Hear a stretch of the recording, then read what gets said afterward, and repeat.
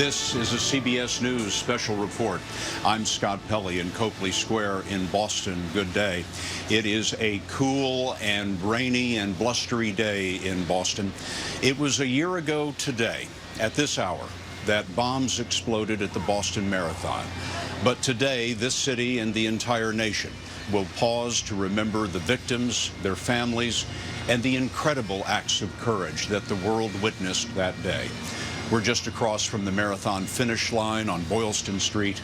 People are gathering under umbrellas after a memorial service earlier today at the Convention Center.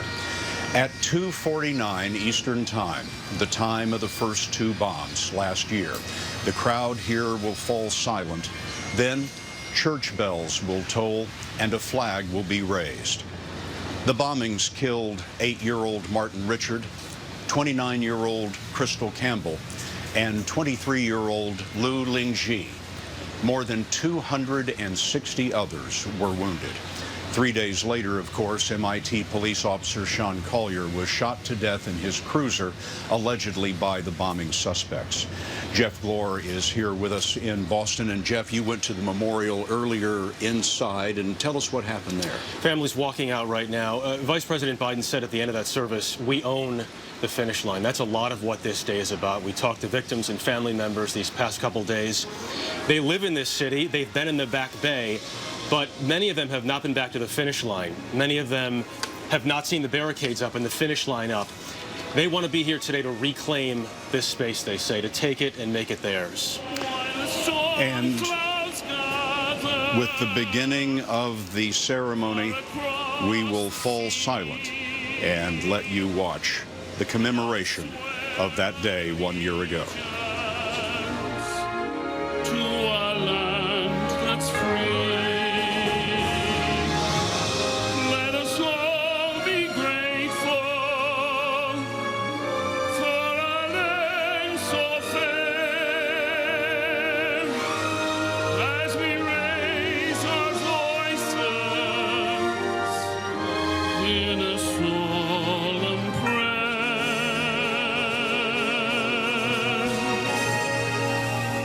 God bless America, land that I love.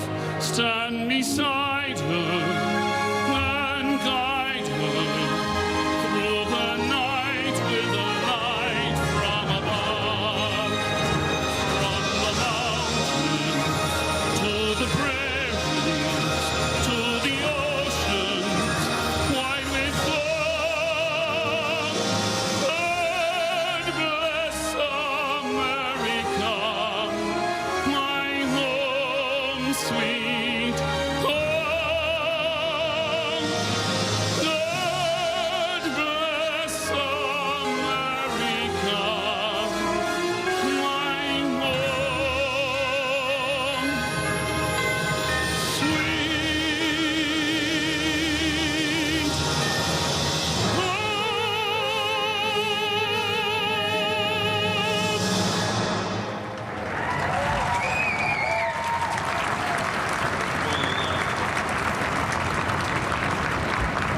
Ladies and gentlemen, at this time, we ask that you join us in a moment of silence.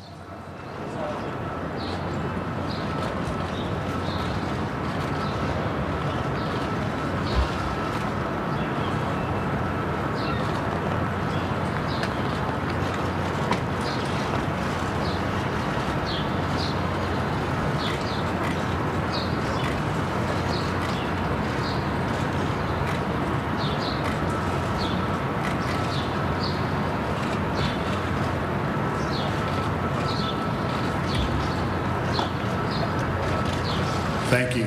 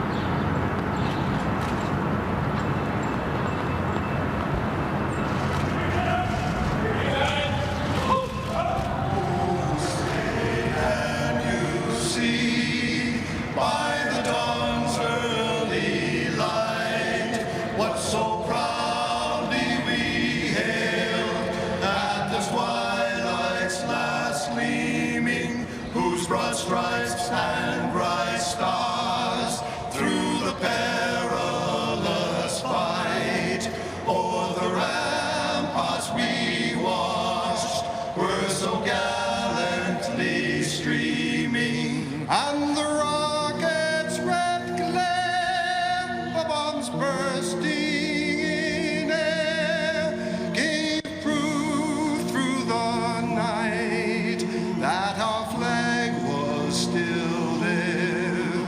Oh, say does that star-spangled banner yet wave o'er the land of the free and the home of the brave?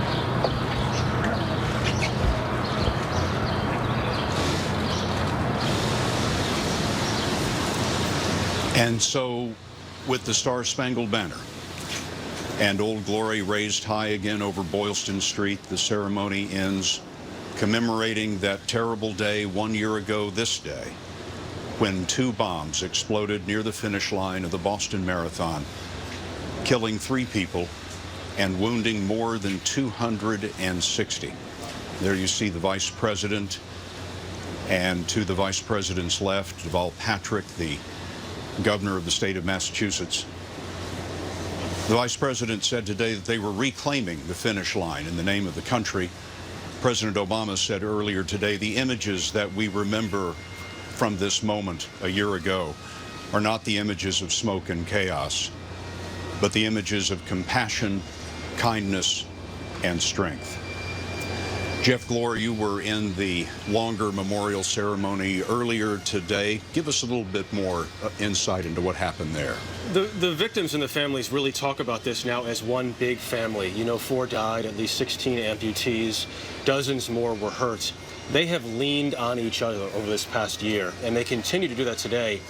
And keep in mind, Scott, you're not talking about just one anniversary here in Boston, because this is the anniversary of the bombing itself. Next Monday is the marathon. So that's 6 days that are very difficult for these families, also 6 days of planning for police. Jeff Glor, thank you very much. You see the signs all over town today. Boston strong. And that certainly is the case now. There'll be a great deal more about this solemn day and the latest on the bombing investigation on your local news on this CBS station. As always, on our website, cbsnews.com, and of course, right here on the CBS Evening News tonight from Boston. Until then, I'm Scott Pelley, CBS News. For news 24 hours a day, go to cbsnews.com.